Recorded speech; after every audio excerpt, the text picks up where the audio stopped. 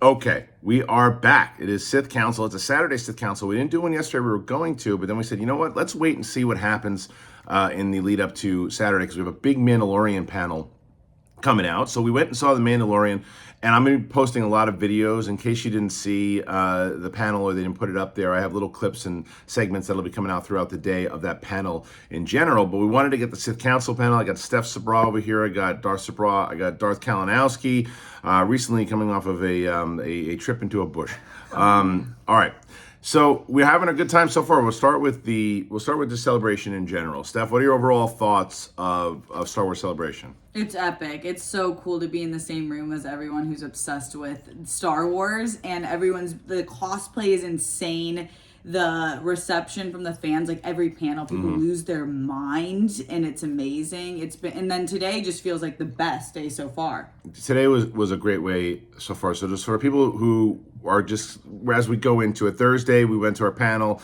We know that the quality on the last Sith Council wasn't the best, but what we did inside of that, we talked about the Thursday panel and stuff that they showed. And this is relevant to where we're going to go with this. They showed some stuff from Mandalorian. They showed some stuff from, obviously, what was it? Not Andor trailer. Andor. They showed Willow, and then they ended with the John Williams stuff, which was pretty epic. And what we said was, interesting, no Acolyte stuff and no Ahsoka. Yeah. Well, one of those things stayed the same, and one of them changed. Rosario Dawson came on from set, like, hey, I can't be there. That's right. She was like, on Thursday. Soon. On Thursday. Soon, maybe next time. That's maybe right.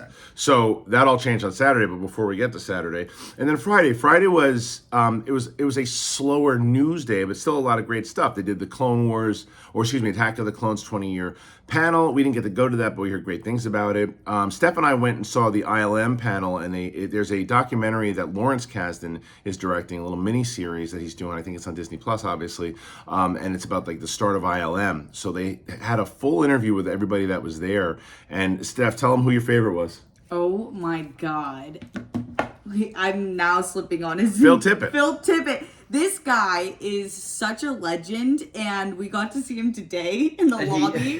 Breakfast. And I was just like, I haven't gone up to one person, but Christian's like, you got to. And I said to him first, because I had, and by the way, so this morning, for some reason, I decided I was going to put on a Jedi robe. I put on a Jedi robe, I had a mask on, and so nobody knew it was me as I was going down there. And I'm at the bar, and these two walk by me, and I gave Mike a Ric Flair chop as he walked by, and I'm in the mask, and I look over, and I see Phil Tippett, and I was just like, hey, I just got to tell you, thank you for everything you did. And then I go, she's your favorite. And he goes, why is that? Why is that? And she's like, because what did you say to him? I You're said indirectly hilarious. Indirectly hilarious. Indirectly hilarious. And he goes, why am I not directly hilarious? I'd rather be directly hilarious. It was really funny. And then we saw Tamara Morrison. So, but yesterday's panel was also, yesterday's day was also great because at the end of the night, we went to Disneyland. Yeah, and awesome. It was great. We went there and we were walking around, and we went to we went over to Galaxy's Edge, and we went to the Rise of the Resistance ride. Man, that was a lot of fun. I had never been on that before. Never been on that before. It was awesome. It was great. So we had a good time, and yesterday was one of those times where we were there was, like I said, less footage, and everybody was still talking about Obi-Wan. Yeah, I think that's kind of what their plan was in hindsight. Yeah. Is I think they wanted the day to be about Obi-Wan. Yep. Yeah. Well. Yeah. Go ahead. It worked. I feel like everyone was talking about it. Like if you were walking around the floor, all you heard was people talking about what they thought about the first two episodes. Yeah. And it seems, speaking of Obi-Wan, it does seem like it seems like a 50-50 split. What you see online and what you see with the fans, and I'm sure we're gonna get a lot of comments on this video of what people think, and I think that some of the stuff I saw on our reviews and comments, there's a lot of stuff. The people that are being respectful about it, I happen to agree with them. I think it's okay to criticize certain performances and things, and it doesn't mean it's coming from a place of hate. It just means it's coming from a place that you just don't think someone is doing the best job yet. And it doesn't necessarily mean, because we're talking about like for me, Reva right now, right? Reva is a character that I still think, and I was talking to Andres Cabrera about this today, and he made a really good point. He said that it certainly also has to do with the fact that it could be, and I love Deborah Chow, but the directing and the writing of that particular character might not be up to par yet, right? Because this is a new character that's coming in. Ewan McGregor is dealing with the same type of script, but the difference is this is a character that he has established before. Yeah. This is a character that he knows very well, that we know very well. We don't know this character of Reva very well, so she's going into this thing, and I just think there's a lot of pressure on her, and they're giving her a lot to do in an opening thing, and I think it's a lot. And we're only 2 episodes in. and again, there's gonna be spoilers in Obi-Wan here, so if you didn't see it, you should wait on this. But like, there were only 2 episodes in. I think that she can get better. I think that I hope they don't go the cliche thing. They seem to be kind of teeing it up that they will be, but I think that there's and then there's a back and forth on Leia, the child. I think she's fantastic. Oh, she's great. It's interesting because when we watched it with everyone, it seemed unanimous that she was like Great. Everyone loved her, and then when she got introduced to the stage, everyone stood up and was like, just welcomed her to the Star Wars family. So I was shocked to see any criticism. I mean, there's, always some, the girl's like 8 years old or 9 years old, wherever she is. And I think she was awesome. I think she had Leia's spirit. She was like one of my favorites of the show. But it just shows you the subjective opinion in general, right? Because there's a lot of people, and I was talking to Ken Knapsack, he loved Reva's performance and thinks the character is perfect. So when we're having these conversations, I think it's silly for people to argue with each other and get so mad at each other. It's okay to debate things. As I said to Ken, I go, yeah, I don't think she's really there yet. She hasn't earned it for me yet. And he's like, oh man, I think she's perfect so far. I think she's got everything there, the way that they're setting her up. And it was like a pleasant conversation we had about it, just a disagreement in character. And that's what I wish would happen more so in this, instead of this, oh, you ruined it, Star Wars is over, Star Wars is done. It's like, it's so old and tired. It's like, just don't watch it. It's like, you're allowed, but the flip side of that is you're also allowed not to like things and not be accused of hating it because of one thing or hating it because of another thing, because you might just not have liked the performance. And that's also okay. Yeah. I'm loving the show. I think the show, if I was going to give the show a start, episode 1 is like 95% loved it. Episode 2, I'm at like a 75. Where would you go? I would say like 95% for the first one, 85% for the second one. Mike? 80-80. 80-80. Okay, so you like the first one and the second one just as much? Yeah. Okay, fair enough. But it's in hindsight, a lot of the stuff, and like we saw the Mando trailer a few times now, season 3, and we talked about that. This show, it pointed out, I don't want to say that it looks less or cheaper. It looks a little more TV. Yeah. Yeah. I would not have expected that from Obi-Wan. Well, And I don't understand I don't understand it. well, Boba Fett also, though. Boba Fett also. They have a certain amount of budget, and there's a certain amount of thing they can do with the volume, but they're perfecting it with Mandalorian, because the trailers that we saw, the one, so on Thursday, they showed a trailer that we talked about on this video, or on this channel earlier, and we all said, well, what are they going to do at the Mandalorian panel on Saturday? And they're just going to show the same thing. And so they had the whole panel. Ash Crossan, friend of mine. Do you know Ash? Have you met Ash? She's the best. And what a master class in moderating. She was so good. She's awesome. She was so good. We've had Ash used to come on Jedi Council all the time. We'll have her on Sith for sure. But she was so good, and she was up there and she was asking the questions, and they brought out Filoni and they brought out Favreau, and you can see some of these clips on the channel, and they're just talking to him about getting Mandalorian started, how it all kind of came together, the getting live action really moving, and the love that they have. And then they brought out Pedro Pascal, and you were just talking about before we went on air here. He came out, it was like a rock star. Oh my God. Everyone stood up and was screaming like they had just, like the savior had just come to town. And it was, he was so taken aback. He was like, his tears in his eyes. The last time they were introduced was Chicago. We had not seen the Mandalorian yet. And and this is after seasons where we've fallen in love with him. Well, it's funny you guys say that too, because when you go to Chicago 2019, you rewind, Mandalorian was an anticipated show in the new foray of live action television, and people were Disney Plus hadn't even launched yet at that point. I'm going to do an impression of you. Oh my God! I'm going to do an impression. Do you want to see the impression? All right, Steph. Here we go. Steph, I'm going to throw something at you. Yeah. Steph, what did you think about Pedro Pascal? Oh my God! Daddy didn't enter the stage. No, let me ask you a question. Why do you think that Daddy? It's called Daddy and not Daddy-O. Oh, because basically people were more receptive. Oh, people's the one. Hold on, I know. Sorry, I could jump. People is. Now I had a point I was going to make there, but I lost it a long time ago. Because you went on your rant. That's right. No, Daddy didn't entered, and all the women, including myself, were like, "Wow!" Star Wars Celebration 2019. Thank you. Chicago. We were getting to. No one knew what Mandalorian was. It was just a show that we didn't know. Thank you, Johnny. Continue. Thank you. So it's true. Nobody knew what it was, and they were not the stars of the celebration. They were just like, they were an anticipated show. Rise of Skywalker was the star because everyone was waiting for that movie. Everyone wanted to see what was going to happen. They were waiting to see that new trailer now, and the rumors of Palpatine and all these things that were going to happen. And that was the one. They're the rock stars right now. They are they're the show. Even though, and Obi-Wan, absolutely, people were excited about it and talking about it, and it's going to crush in ratings.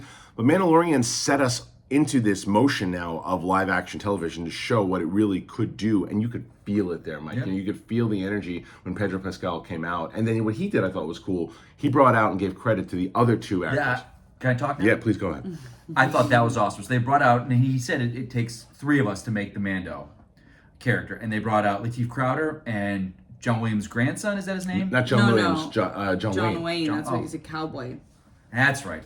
Yeah, it didn't make sense for a second. I was like, John Williams and John Wayne. So the 3 of them, and he included them like they were just as important as he is. Oh, yeah. If not more so. If not more so. Yeah. And I was like, that's incredible, incredibly generous, zero ego on his part. That was awesome. That to me was probably my favorite part of that opening part. Right, it was just phenomenal. It was great. And then after that, they brought out Carl Weathers and his grief. And it's funny because I had leaned over to Andres, who I was sitting next to, and I go, Apollo, like whisper. And right as I say that, somebody screams it, Apollo! Yeah. And he puts his hand up like that, which is awesome. And to hear him talk about the directing and being part of it and the stuff that he's going to do for season 3, this tight group that they have it's really they're in a rhythm right now. They're in their prime, you know, and you could feel it because then they bring out Giancarlo Esposito, who was talking about the stuff that he did. He told a great story. Great story. Go ahead, Steph. Yeah, about how Favreau had a conversation with him before and basically was like, I trust you with this role. Like, do what you need, what feels good to you with this character. And he said that, like, it changed his life as an actor, even though he's been working for so many years. He got choked up. Yeah, like, made him change the way he approaches things. And I think that's why the character is so special. Was it? Yeah, I think it was one of the last episodes. They were on the ship at the end, like, towards the end. Yeah. And Favreau was like, "You've been doing this a while. I've seen we work together. I trust you. You know the character. Yeah. Do what you do." And it was great. And then that's pretty awesome. And then they started to shift a little bit, and they brought out the armorer. And do you guys name Emily Swallow? Thank you. So Emily Swallow, who gorgeous woman, by the way. Totally. And she was just so, again, humble and just talking about, she had a great joke where she said that she came up with This Is the Way, and you know, obviously not the case, but she was kidding about it. And they brought out, and Katie Sackhoff obviously came out, and they talked with her, and she was, you can tell inside of this trailer, this is going to be a lot of Bo-Katan. There's going to be a lot of Bo-Katan in this one. And we mentioned in the first side of what we saw with this trailer that it's heavy on her, but then what they showed, what we didn't see, this new stuff, they show all of the Mandalorians fighting together. They show more of Mandalore. At the very end, they show Mandalore just kind of looked like just beaten down and destroyed. The lizard monkeys. Yeah. Thriving now on that planet, which was also in the first one. Yeah, but they were in it the first one, but it was still thriving on Navarro now, because the last time we saw them on Navarro in season 1, or the first time, they were like being roasted in the fire and getting eaten. So it's a different time now, but there's a lot. It doesn't seem like it's gonna be too happy, because you saw all the Mandalorians kind of lined up fighting. Right. Who are they fighting? Right. Yeah. Is it the Empire again? Because we didn't see Stormtroopers this time. Yeah.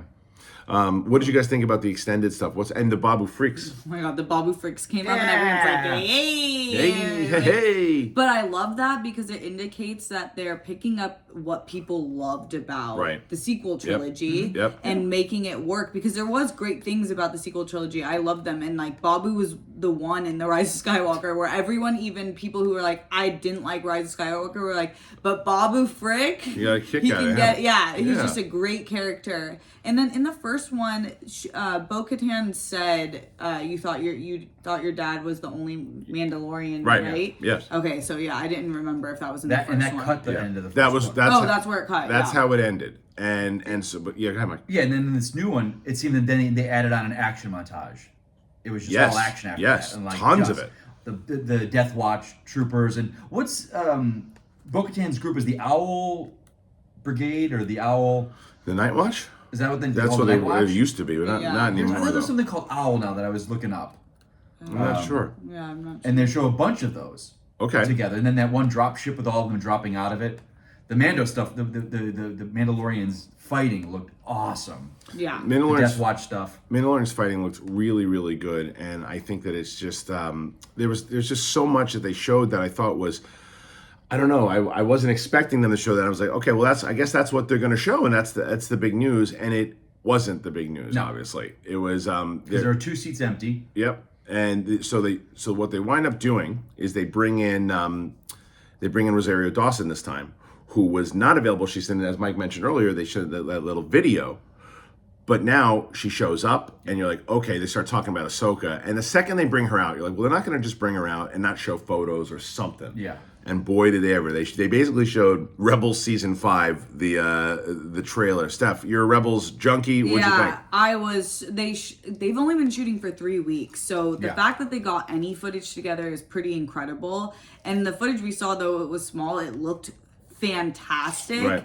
And you just see like them in the ship in the back, and you see the whole crew together. Sabine, when Hera shows up, everyone flipped out. You could see her you don't see her face, but all you need to see is the back. That's it. Well, they introduced Chopper on stage, and the second they brought Chopper out, and Rosario Dawson was like dancing with Chopper, you're like, okay, the rumors are pretty heavy that this is the next season of Rebels, but live action. And Filoni gets to carry on his story that he's so passionate about and he loves. And it also should tell people about Obi-Wan and the Grand Inquisitor about how they're retcon Rebels. Yeah, totally. Take it easy. There's no chance it's not happening. There's no chance that they retconned it. No. Yeah. There never really was. I've always known Filoni and the Clone Wars and his love. Mm-hmm. Then when he starts talking about Rebels, there was just a change in him. Yeah, and he just lights up. It's so subtle, and he's such a interesting guy to watch him talk. Whereas Favreau's a spokesman. Yeah, Favreau can work a room, and it seems like Filoni's more of an artist, but likes to talk. But they're like the good cop, bad cop, the two of them, and it's so good to watch the two of them.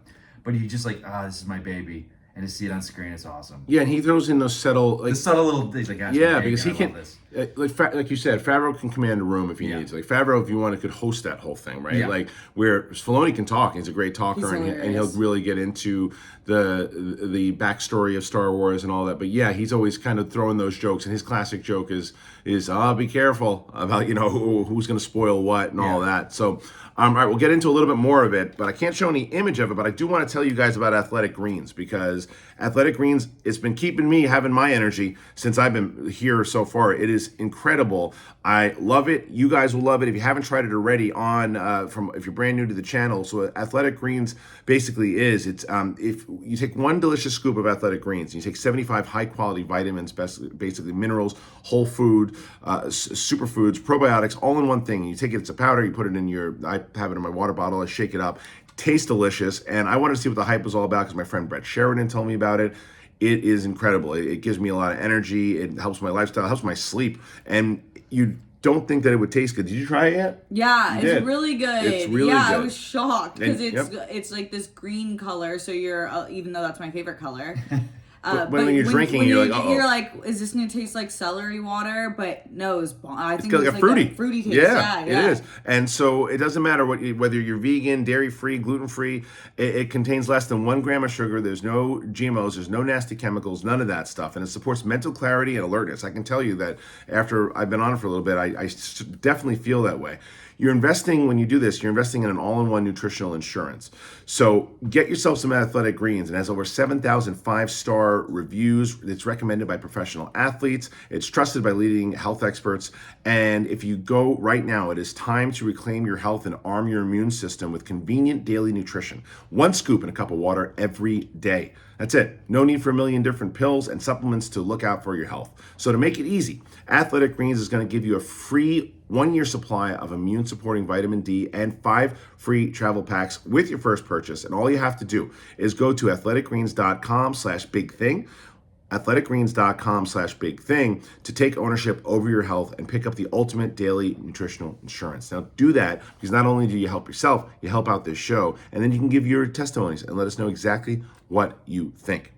Okay, so continuing on, it's funny because I wrote out that they pretty much confirmed Ezra in the show because they confirmed Hera. Yeah. I thought it was smart that they didn't reveal Thrawn. I thought it was smart that they didn't reveal Ezra because the mission is more so about they revealed Sabine at the very end. Yeah, they revealed the actress that came out on stage. I forget her name, but she's awesome, and like you could just tell how excited and nervous she was. Yeah. Because I can't imagine daunting. the weight that you feel when you're playing a character that's so loved and hasn't been presented in live action. But we did see at the end of the clip they showed, it's Sabine in front of a mural she painted with Ezra in it. So we can only conclude that he'll most definitely be in the show. And it was a really cool reception. You can tell her and Rosario have really been hitting it off. Yep. Yeah. Well, they have to, right? Because there's if the end of Rebels is an indicator of where this is going to go, it seems like the first thing that happens in that timeline is Ahsoka meets up with the Mandalorian. That samurai episode happens. Yeah. She finds out the information from Thrawn, and then she goes to Sabine, tells her what's going on, and then we have our prologue from Rebels that happens at the very end, and they move on. Now, some of the things you saw inside of it. Now, we saw Hera, so we would assume that her son Jason is also in this, and there's one part where somebody's moving something with the Force. Right. Would assume that could be Jason, right? Oh yeah, I didn't even think. I don't know. Yeah, you're not caught up yet on Rebels, right? Nope. Okay. No. Yeah. So Jason is Kanan and Hera's child. Okay. And he's Force sensitive. Okay. So we are going to get. Now the question is Ahsoka going to be working, or has she been working with him at all? Yeah. Right? Is she going to Is he also part of Luke's students? You know what I mean? Because that also That'd be the timeline, yeah. Now all of it can tie together. Will we see Luke in this series? You know, it certainly felt like live action Rebels, and I'm down for it for sure. Jumping back to Mandalorian, there's just so much about the show now. As we were walking over here, Mike, we talked about it. That the show it looks like a movie. Yeah. Thanks. I can talk. I don't want to cut you off. No, we were talking about that, and it's interesting because we talk budgets and this and that. It's season 3 of a successful show. Of course, the budget's going to increase, and I'm always dumbfounded by that. You're funded by Disney. Right. You're the biggest thing on the channel. Why isn't the money there? I mean, you have to set a budget. Yeah. Of course you do. Yeah. But I would think, and we just the only thing we could compare it to is what we just saw, Obi-Wan, where some of it looked great and others of it did not look like the. I said the rooftop chase scene didn't look very high budget. Right. The stuff on the ground in Dayu looked great. So I'm always not confused. The budget with the Disney shows it's fascinating, to see where the money goes, how it goes. They're using the same technology, the stagecraft and stuff, and the volume. So I don't know. It is, but the Mando thing looked incredible. It's true. No, you're right, because it's and it's weird because you would say I understand where they would kind of be on Boba Fett. It's all right, we'll scale back a little on Boba Fett because it's only a few episodes. We don't really know how much it's going to do. It's the first season of it. We need to put the money in the budget towards Mando. But with Obi-Wan, you would assume they would treat that like a full-scale movie because the trailers, by the way, looked like it. There are times in Obi-Wan, the series, that looked straight up movie. Right. And then there's other times where it looks straight up television. But on the other hand, hey, we've got Hayden Christensen, but Ewan McGregor, that's a big chunk of our budget. Right. That's a huge chunk, so you got a budget for that, so that comes into account. Yes.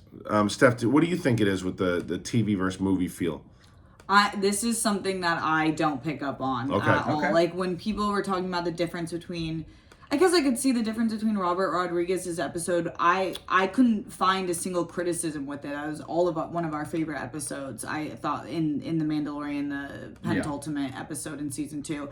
I just loved how it looked. It didn't. I cannot tell the difference between when they're on the real screen or not, or on location. Actually, very rarely can I. So it always looks really good to me. I think there was some. I told you guys there were some moments of acting with side characters in Obi-Wan that felt TV acting to me. Yeah. Like old school TV acting. I'm not saying new streaming services where I could see the. I'm like, oh, they should have retaken that scene, which I rarely say in Star Wars. Right, with the reactions. I think it's true. There's something about Mandalorian's tone that just seems, like I said, they're in the zone right now, right? And I think that it does benefit. But people are always like, well, how come Favreau and Filoni don't get flack for Boba Fett? They're not as involved.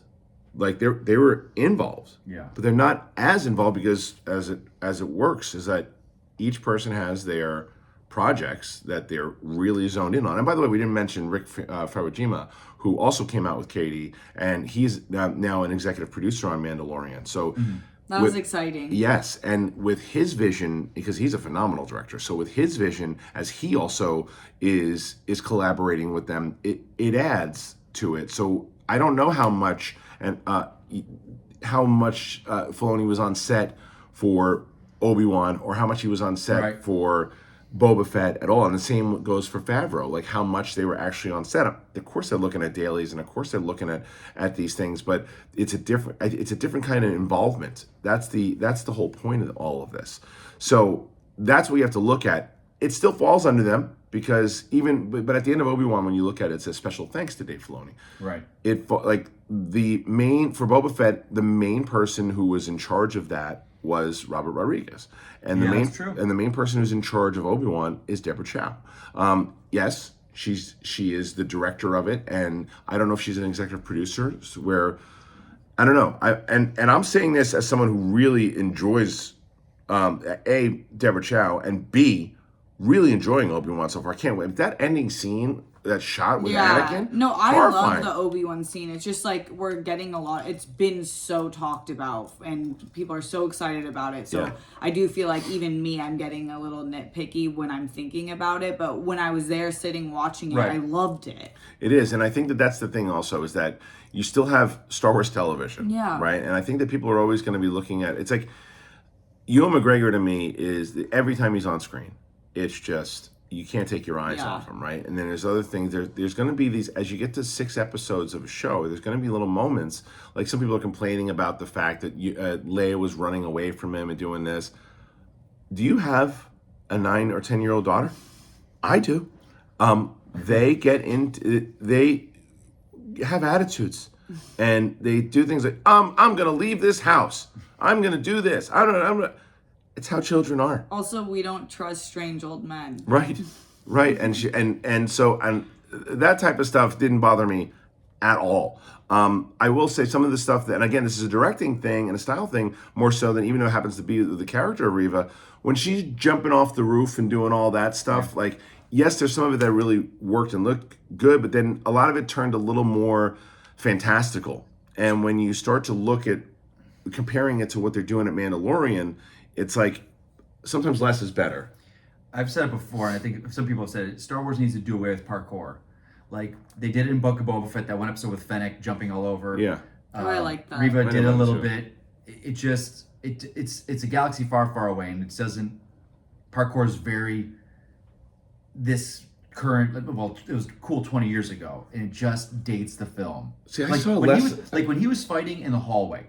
That's why a lot of times in Star Wars, you've never heard someone say, "Oh, that was my favorite fist fight of Star Wars." Star Wars doesn't do hand-to-hand combat a lot, because it's, you'd have to create something new. You can't use martial arts. They created a martial art for Star Wars. But the way he was twisting and fighting with him in those hallways is like, it was kind of something new, a new take on a hand-to-hand combat scene. Right. So the way that they're running, they're a lot of like Kong jumps and stuff like that. So it's very parkour, and that comes from the stunt team. They're doing that. Right. So I do see the kind of argument against that. The one argument I don't see, and you made a good point about it. They're like, how the heck does Leia, almost dies, Ben saves her, and she doesn't remember him. All she remembers is, "You fought with my father in the Clone Wars." And you said he never calls himself anything other than Ben. But then the other side of the argument is like, well, it's a story that was told 45 years ago, and well, that's just the way the storytelling goes. They didn't know it was going to end up this way. It's like, yeah, but you've got this story behind you. You do need to make it fit into that box. Well, but you also have to. But George Lucas didn't in the prequels, right? So they have to fix a lot of those mistakes. But if you're going to use that as your crux, I agree. You need to go. I couldn't agree with you more. We're using Leia as the MacGuffin here. We need to find a way that because she doesn't. You got to tie it up. You got to tie it. Like, you look at something like Anakin and Grievous. Right? They never see each other at all during the Clone Wars series. Yeah. Because of Revenge of the Sith. Yeah. In Revenge of the Sith, it's the first time he's ever met him. Yeah. So that's why they never see each other in that series. Something simple as the droids have these droids' memories wiped. Oh, that's why they don't remember the prequels when we finally meet them. Right, but no. C-3PO's memories wiped. Well, yeah. That's a hole that is still out there because R2's known about all this and he's kept it all They inside. didn't wipe his memory either. No, it was just C-3PO's mind. That's incompetence. Yeah, right. Agreed. So they do have to pay attention to that stuff, and that's Yeah, and that's why so that Leia point is a valid point. It is, but that's why I said if Jimmy Smith says, well, no, that was Obi-Wan Kenobi, then that's a problem. Yeah. But if it's Ben, it also makes sense now why she would name her son Ben. Because it's like, this is a guy this Jedi that I never really knew saved my life. And it was Ben. So either way, you could still play it and then people could argue a lot of different things about it. But is what it is. I'm enjoying the show so far. I can't wait for Mandalorian. And now I'm so excited for Ahsoka because... Yeah. And Bad Batch is happening tomorrow. That's like one of the last things. We're going to, most likely, I don't think we're going to be doing videos like this. One of us, if not myself or Steph or Mike, will be doing a reaction to the Bad Batch trailer that we're pretty sure they're going to drop tomorrow. Yeah, I know Visions is doing some stuff also tomorrow. But there's some more news to be coming out. They did the Jedi Fallen Order sequel trailer dropped. So we were wrong about that. Oh yeah, that was the game. Yeah, I was wrong about that. The game came out. The trailer came out, it was just kind of an announcement, subtle show. A lot of stuff coming out in 2023, by the way. Yeah, that's going to be a massive Did you pick up on, what? I think it was Carl Weathers. He said spring 2023 for Mando. And then she said February. She confirmed. Ash confirmed. Okay. Ash confirmed February of 2023. That's winter. So yes, it's 2023 that's a good point though that they announced Mandalorian. So now we know at the end of this year we've got the beginning of this year we had Boba Fett, right? And then that's going into Obi-Wan and then Andor and then Bad Batch. So you're gonna get 4 things this year. Next year you're gonna get Mando, Ahsoka, and the Acolyte. Yep. Right. So those are the 3 that. And season 2 of Andor. I don't know. Maybe. Didn't he sound like I think you're right. Because I think he's like, we got to get going on this. I think you're right because they already shot like 12 episodes, so it's like 6 for this year and 6 for next. I think you're right. Going to close that out. So there's a lot of content, and then I will say I'm a little surprised that, and I did say at one point, I think that overall our predictions were all pretty good for the couple things that we missed out on was I thought that they would maybe announce more shows that would be coming out like they did, but it wasn't necessary that they did it. And then the Ahsoka stuff, casting, they just pretty much confirmed Chopper. They confirmed Hera without saying who was playing her. They confirmed Ezra by confirming they didn't officially confirm Ezra. Yeah, but they kind of did. I mean, they confirmed him by confirming that that's what the story is going to be, and that's what it looks like in general. So this panel, which panel do you like better, Thursdays or Saturday? Yeah, hands down. Hands down. Yeah. Like I'll say this was my first celebration. Coming out of Thursday and the whole day Thursday, I was kind of like, I wonder if because my very first con in this side of Comic-Con country was Comic-Con. Okay. I went to like the Mecca. And so I went to WonderCon the year after that. I was like, oh, this is kind of, I should have done WonderCon first. Yeah. And so I hear all about celebration. So first day Thursday, I'm kind of like, oh, this was fun. Walk the floor a little bit. Oh, okay. Today, completely different vibe. Right. Yeah. It's insane today. Like insane. And that panel, that was a panel. Like the other one was like, hey, I'm going to walk out on stage and say hi. Watch this. I'm going off. They didn't sit down with Obi-Wan and Ewan and like sat him at a table and talk. But them coming out was cool. It was cool coming out, but they didn't talk filming it. What was it like to hold the light, this and this? Because they had to move. Yeah. Well, that's interesting. You said that too. I'm curious why they didn't. Maybe it's timing also of the actors when you can get them. But I wonder if it would have made sense to do like an Obi-Wan panel on Thursday, because like imagine you did an Obi-Wan panel on Thursday. Yeah.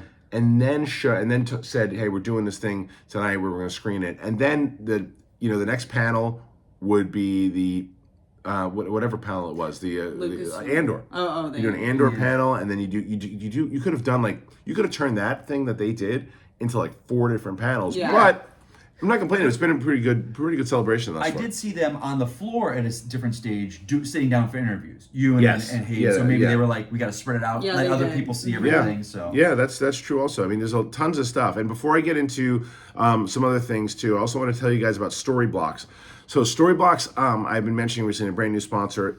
For people, video creators, people that are out there making, I wish that I had this when Mark and I were doing Schmoes Know in the beginning. Stock footage, things that you need, HD quality content that you're able to use. StoryBlocks does it, and they have like this unlimited access plan that helps you when you're in the middle of trying to get footage for your videos to help out your quality.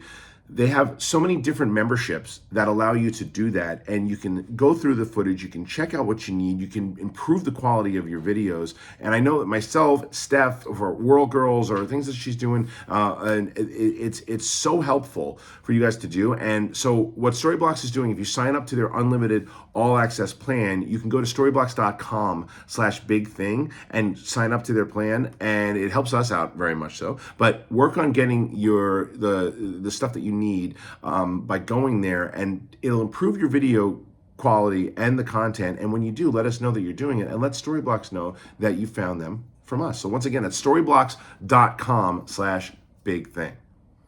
Okay, so as we are rounding out the end of the convention thus far, favorite thing that you've seen so far, favorite part of Celebration so far? Steph, start with you. I have to say the Mandalorian trailer. It's so good. Yes, and that's one of my favorite shows ever at this point. So, and it's like cool to know that it's growing and to hear them talk to each other, and they all spoke about how each other had no ego. It's really cool. You just hear so many nightmare stories in the industry of just people who are not nice, and it's cool to see such a beautiful project be cool with one another. So the trailer.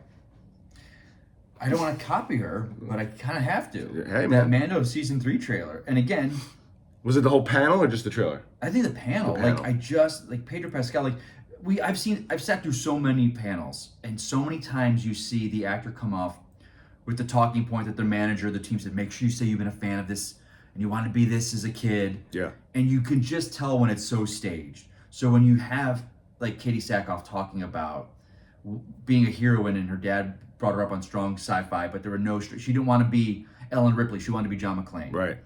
You know it's coming from a place of genuine, and as an actor, to me, that stuff always rings so true. So to see that, and then Rosario Dawson, and it's just, they're not actors accepting a job on a big franchise that they know they'll be set for a while. They're living dreams that they had. So for me, that was the best. Yeah, and a reminder, Mike mentioned a lot of those moments. A lot of those moments are either up on this channel right now, or they will be, because I recorded a lot of them from the panel, and I'm going to keep uploading them. And I did them as Ash would ask the question. I recorded it and put it up there, so it's not like one big full video. It'll be titled each clip or who it's about. You'll be able to see it. So look through the Star Wars Celebration playlist, and if you're brand new to the channel, please subscribe to the channel. We're trying to get to 50,000 by June 1st. If we do, I'm going to smash myself in the face with a lemon pie. Why? I don't like lemon pie. But if we get to 60,000 by July 1st, we're going to smash each other in the face with cherry pies. Yeah. We'll see if that happens. I do like cherry pie, though. Yeah, so we'll see. Also, the Obi-Wan premiere, like being able to see that. That with was the where fans is legendary. that was I think my thing is that Cut him off, Steph. no, it's okay. Yeah, but she gets it. She she hardly ever does it. But where I'm going to say that moment was pretty amazing as it was leading into it, and you saw Hayden Christensen come in and Deborah Chow, and as a dad, when that little girl who plays Leia was introduced afterwards, and she was so excited, and she came out and she hugged Ewan McGregor and Deborah Chow, and it was this really sweet moment. She just had this amazing thing, and that's why I think that people that are going after her in general on her acting, how dare you? It's like, and again, I know I said in the beginning of this thing, you're allowed to have critiques, and I guess you can, but it's also, the thing is that she's a little girl. She's a little girl, and it's like, and I think that it's tough sometimes. Let's try not to rip into another Star Wars child actor and I know. scar them for life. I know, but I'm just saying. I think and I also say that because I think that she did a great job. I think she was great. I think she did a great Loved job. her. So that's where I think the criticism. I mean, is you can disagree with people, and I think that's fine. But anyway, shorter episode but I'm glad that you can actually hear us and see us on this video. So I am uploading this now. These guys are going to hit the floor. If there's anything else that drops or any big news, you can still follow us over here. But like I said, check out this channel for all the videos for the panel, and I hope you're enjoying the coverage thus far. And we'll be back in studio next Wednesday. We usually drop between 3 and 6 p.m. So subscribe to the channel, put the notifications on. For Steph Sabra, Mike, Big Chicks Kalinowski. That's right. I'm me. You're you.